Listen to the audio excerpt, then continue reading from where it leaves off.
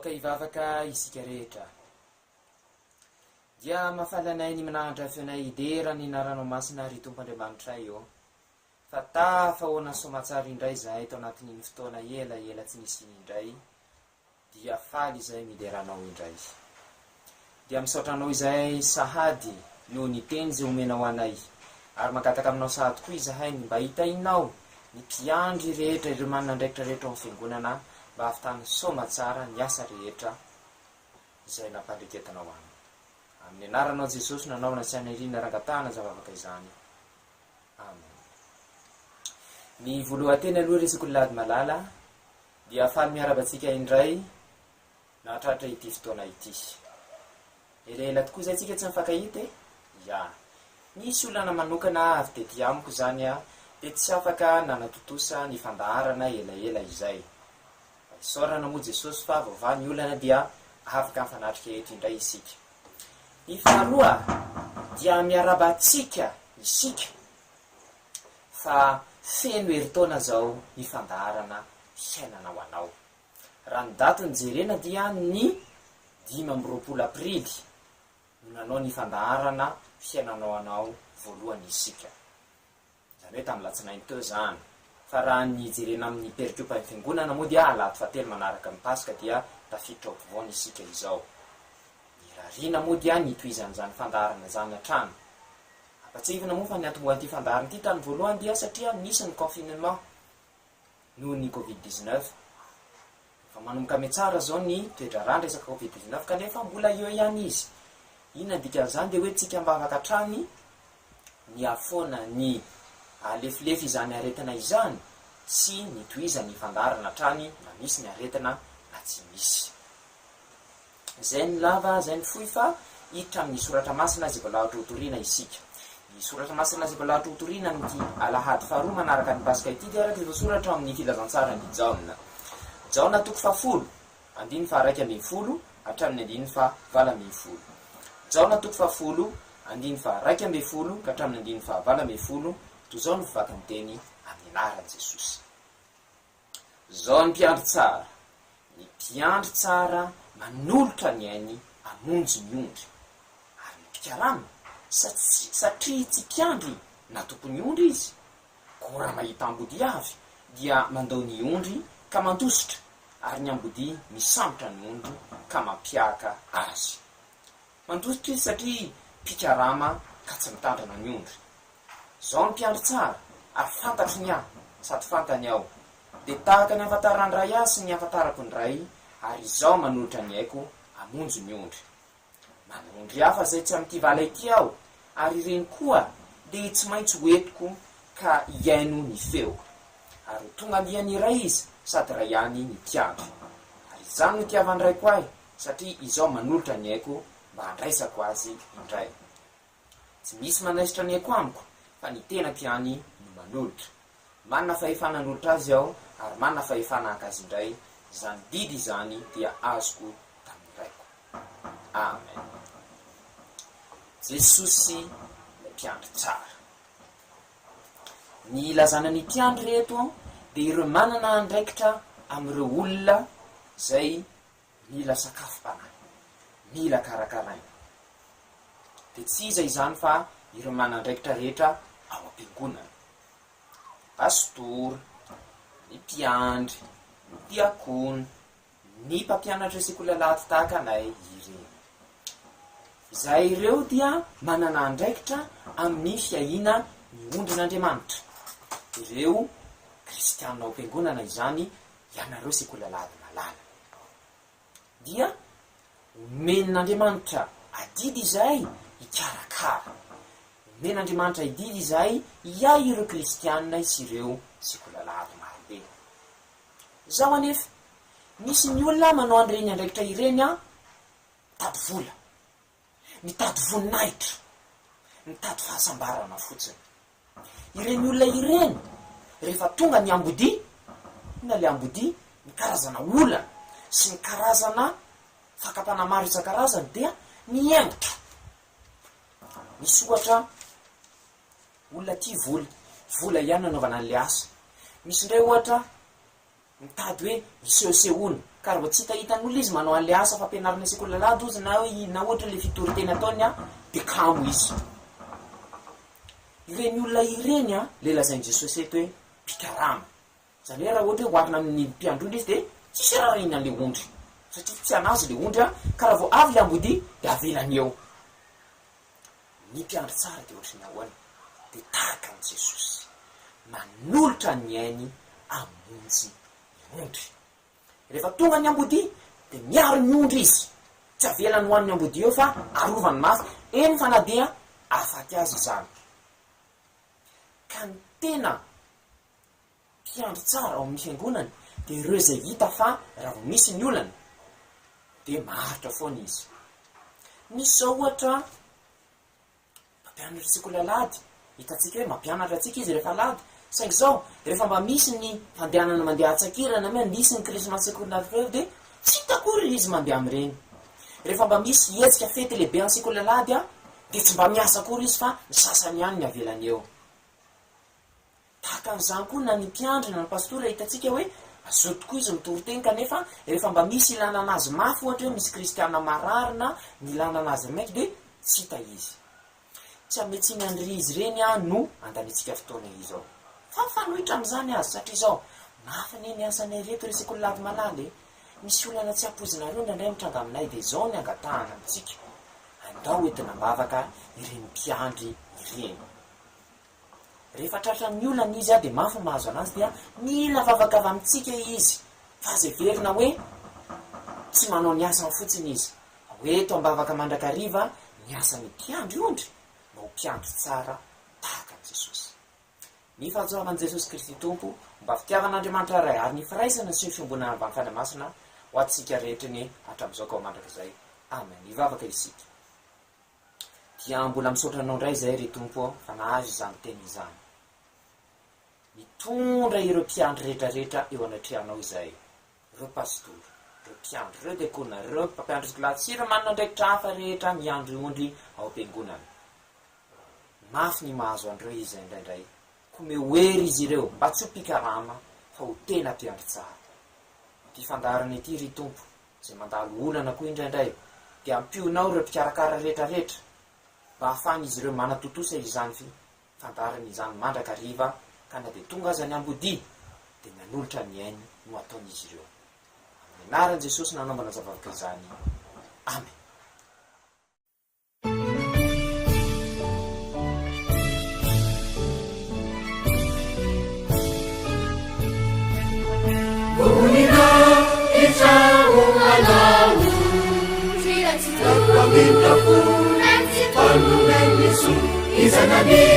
Izananirakana wamiza tutuliza ambarari tulisana wala yaksatana Izayana siyaini famyanara kufa angizana niraka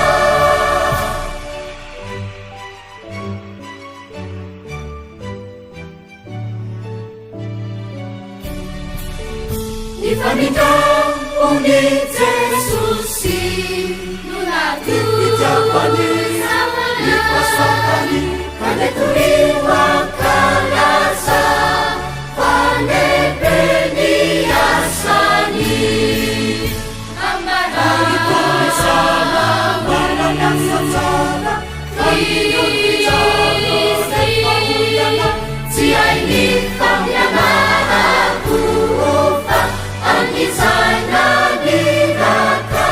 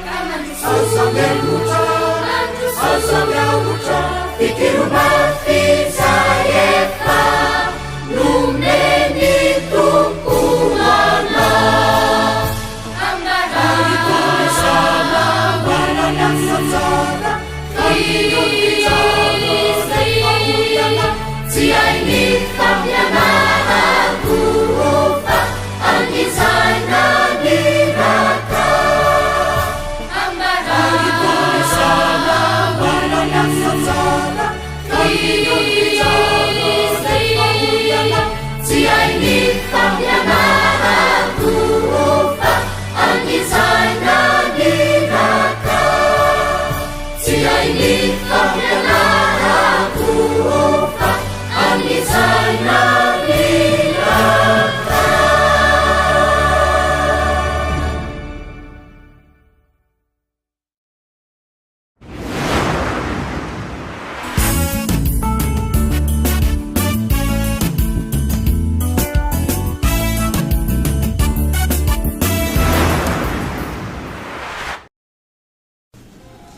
ZFLM full taona mari-pahatsiarovana t-shirt, polo, sweat capuche amin'ny endriny sy loko maro samihafa.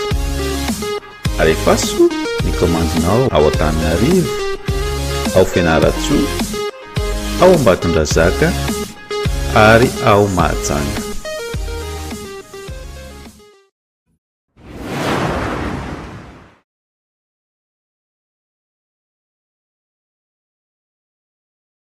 Unissons-nous dans la prière. Seigneur, nous te remercions pour ce jour nouveau que tu nous as donné et ce merveilleux moment afin que nous puissions faire cette émission.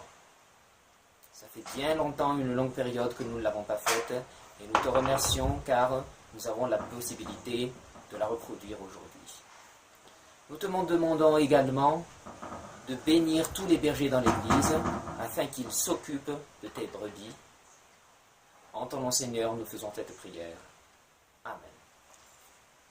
Chers membres de l'école des dimanches, que la grâce du Seigneur Jésus-Christ et l'amour de Dieu soient avec vous. Ça fait bien longtemps qu'on ne s'est pas rencontrés, n'est-ce pas? Il y avait quelques problèmes, j'ai eu quelques problèmes personnels et je n'ai pas pu faire l'émission, ça fait déjà 2 ou 3 dimanches, je crois. Mais remercions le Seigneur car les problèmes ont été résolus. Et nous pouvons continuer l'émission. Remercions également le Seigneur car ça fait 1 an, c'est l'anniversaire de l'émission. En effet, la première émission, Fiananawanao, a été diffusée le 25 avril, c'est-à-dire lundi dernier. Si on prend en compte du péricope, il s'agit du 3e dimanche après Pâques. Ça fait donc 1 an que on a fait cette émission-là. Rappelons que on a créé cette émission-là à cause des confinements, parce que plusieurs de nous n'étaient pas à l'église 1 an passé, à cause du Covid-19 évidemment. Remercions le Seigneur car on est en voie d'amélioration pour la lutte contre le Covid-19, mais nous continuerons toujours l'émission. Donc, prions toujours pour que on puisse résoudre les problèmes de l'émission. Maintenant, nous allons écouter la parole de Dieu. La parole de Dieu qui nous sera donnée en ce 2e dimanche après Pâques est écrite dans l'évangile de Jean. Jean chapitre 10, verset 11 au verset 18. Jean chapitre 10, verset 11 au verset 18. Voilà ce qui est écrit au nom de Jésus-Christ. Je suis le bon berger. Le bon berger donne sa vie pour ses brebis. Mais le mercenaire, qui n'est pas le berger, et à qui n'appartiennent pas les brebis, voit venir le loup, abandonne les brebis et prend la fuite, et le loup les ravit et les disperse. Le mercenaire s'enfuit parce qu'il est mercenaire, et qu'il ne se met point en peine des brebis. Je suis le bon berger. Je connais mes brebis, et elles me connaissent. Comme le Père me connaît, et comme je connais le Père, et je donne ma vie pour mes brebis, j'ai encore d'autres brebis qui ne sont pas dans cette bergerie. Celles-là, il faut que je les amène. Elles entendront ma voix, et il y aura un seul troupeau, un seul berger. Le Père m'aime, parce que je donne ma vie afin de la reprendre. Personne ne me l'ôte, mais je la donne de moi-même. J'ai le pouvoir de la donner, et j'ai le pouvoir de la reprendre. Tel est l'ordre que j'ai reçu de mon Père. Amen. Ici, Jésus prend en parabole les bergers. Les bergers ici, ce sont ceux qui ont la responsabilité de s'occuper des fidèles de l'Église, des membres de l'école de dimanche dans l'Église. Les pasteurs, les bergers, les exorcistes, les enseignants à l'école de dimanche.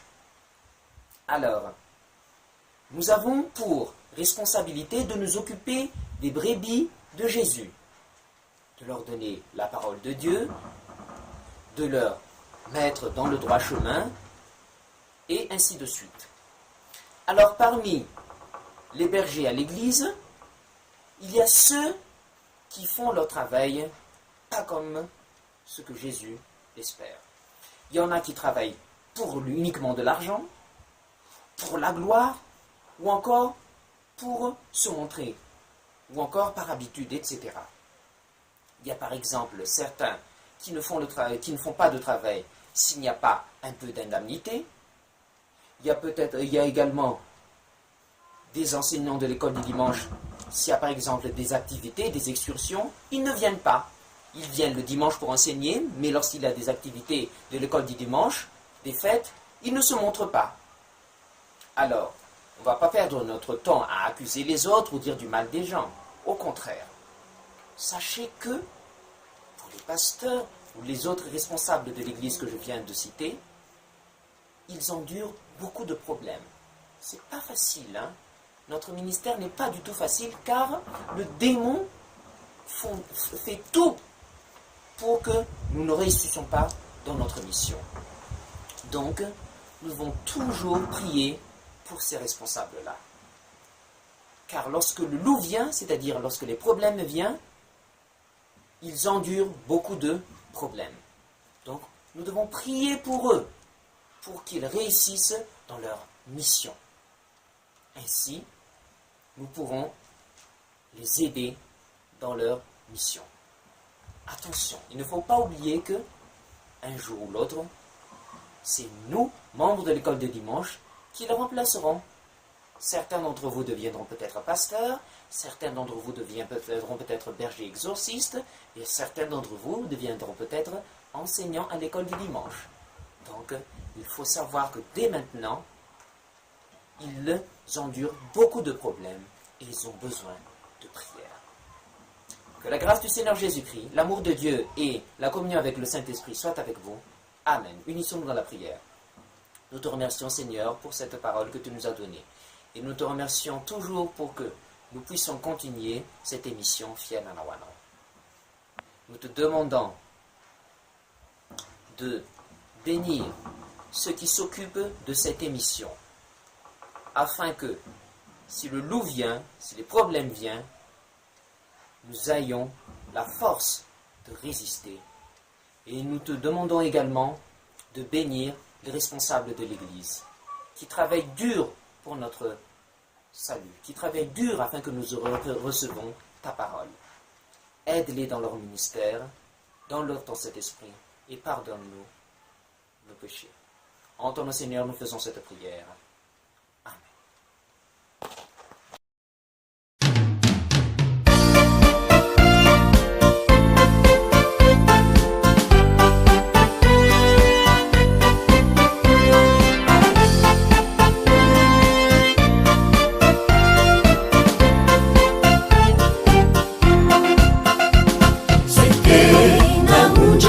Yesusi miainuni feuni makatuni tenini zaite na munjini Yesusi miainuni feuni Yesusi miainuni feuni makatuni tenini miaina amizani jambula yetwantani miainuni feuni makatuni tenini fiada chani miainuni feuni makatuni tenini miaina mizani jambula yetwantani miainuni feuni makatuni tenini fiada nananumena chani.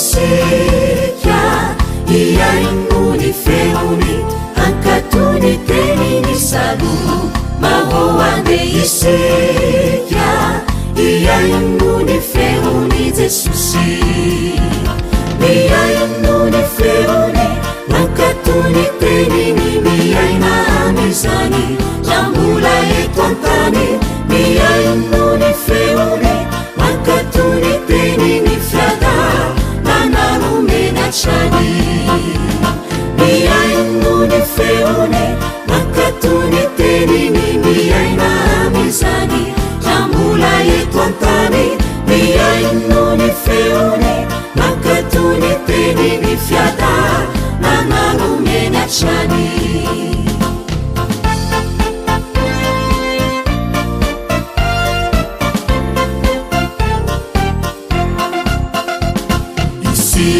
Chiahundrini Jesusi Turiuni tenini Ambarauni tenini Isi Chiahundrini Jesusi Iainuni tenini Jesusi Iainuni feuni Makatuni tenini Iaina amizani Jambula eto antani Iainuni feuni Makatuni tenini fiada nanalomenatrany miaino ny feony makatony teniny miaina amizany rambola eto antany miaino ny feony makatony teniny fiada nanalomenatrany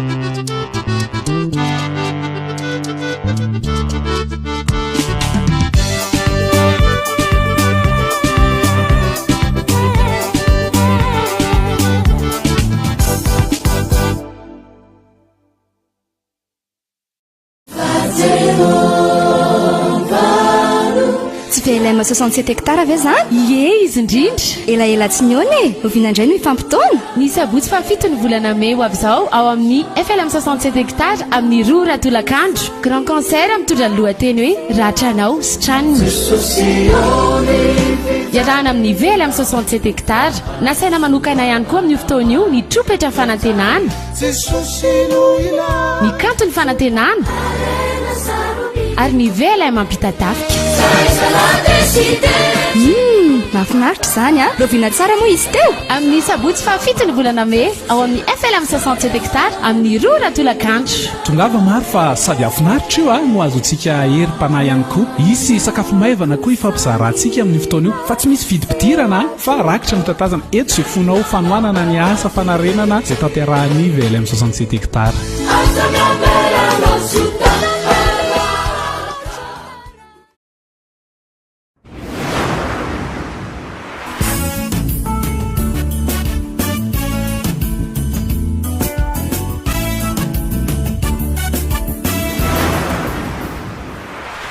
miarahaba antsika rehetra mpikambana ato amin'ny vondrona Facebook ny zanaky ny fiangonana Luterana Malagasy na ny ZFLM.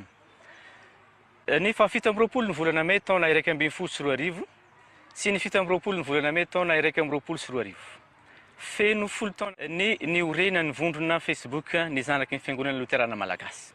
Tsy avelantsika handalo fotsiny zany fotoana izany fa ankalazaintsika amin'ny fomba manokana. Hisy karazana etsika maro izay hatao eto amin'ny ZFLM toy ny fampianarana, torteny sy ny maro samihafa. Ny faneva izay iorenany zao fankalazana izao dia ny anankiray tam'izay nomenareo kambana ihany dia ny Hebreo 10:4 Hebreo 10:4 mivaky toy izao amin'ny anaran'i Jesosy. Aroka isika ifampandinika hampandroso ny fitiavana sy ny asa tsara. Aroka isika ifampandinika hampandroso ny fitiavana sy ny asa tsara. Fotoana izay tokony hibanjinantsika tsirairay tokoa na ny fiangonana koa aza izany faneva izany tokoa izao fotoana sarotra lalovany ankohonana sy ny fiangonana ary ny firenena izao. Fotoana izay tsy maintsy hanehontsika ilay fitiavan'i Kristy ka hiseho vatana amin'ny alalan'ny asa tsara izay ataontsika eo anivony ankorantsika ny fiangonana ary ny firenena. Ireto azy misy daty fitadidy izay tsy tokony ho adinontsika. Ny 7 ny volana May ka hatramin'ny 7 ny volana May taona 2024 no amaranana izany fankalazana izany. Ny vondrona ZFLM ihany koa moa zany dia nihitatra amina zavatra marobe tahaka ny YouTube ary ny any amin'ny page ihany koa ary indrindrandrindra ihany koa ny famoronana application izay azontsika ampiasaina amin'ny finday. Dia mirary antsika rehetra hanaraka sy anjoy ny vondrona ZFLM azahoantsika ireo karazana fampianarana sy ahitantsika ihany koa ireo fanentahana maro samihafa ary ireo tetikasa foezaka sy lavitrezaka izay ka sainy vondrona hatao. Dia mirary ny fiadanan'ny tompo sy ny fanantenana velo amin'ny Kristy ho antsika rehetra.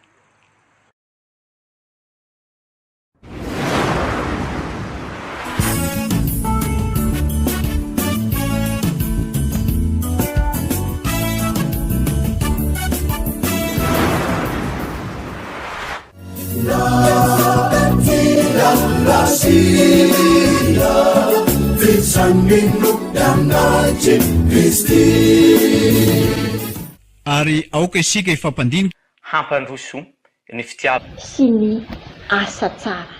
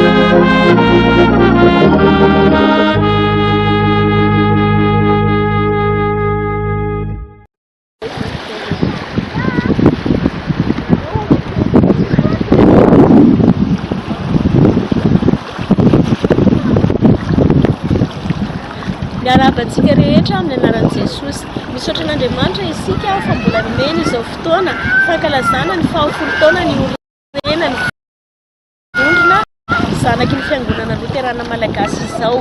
Ny fankalazana moa dia mitondra ny rifaneva izay hitantsika ao amin'ny Hebreo 10:4. Ny fankalazana koa dia hisy ireo lahateny, toriteny, fampianarana maro izay ifanombonan'ireo ray aman-drenitsika. Ao anatin'izany ireo ray aman-drenitsika ao amin'ny Brofoibe Luterana Malagasy. Eo ihany koa ireo ray aman-drenitsika mpampianatra teolojiana ao amin'ny Salika sy ireo mpampianatra amin'ny STPL. Ao ihany koa ireo ray aman-drenitsika missionnaire, ireo ray aman-dreny amin'ny synodam-paritany maro misy eto amin'ny toerana sy any ivelany. Dia izay ary ny fandaharam-potoana izay hoentintsika mankalaza izao 40 taona izao. Fa dia mirahasoantsika rehetra Jesosy Kristy ane sikay tantarantsika rehetra. Misaotra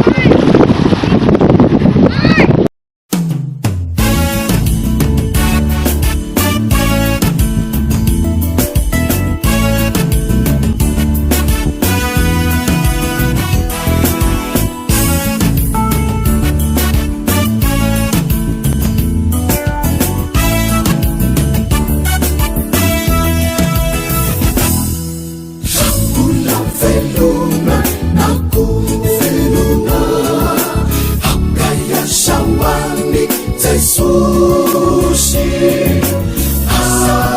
asamba malana fa mandehananteny iza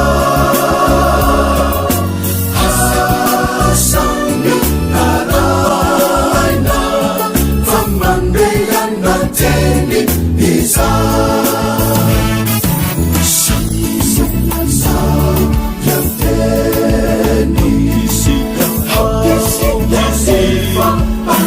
Pandika apandosondoso viventana siapisapazarako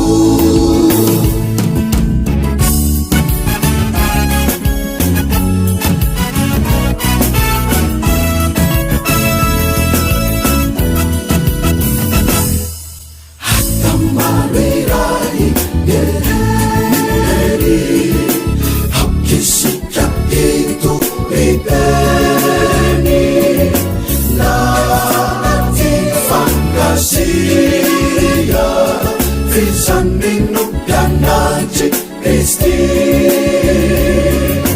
na tirarasiya visaninu danaji Kristi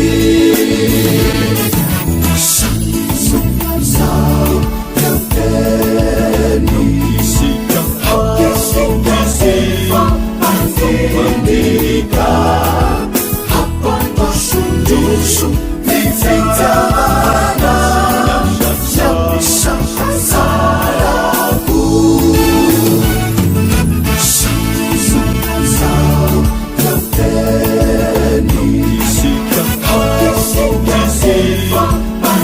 Pandika apandosondoso viventana siapisapazarako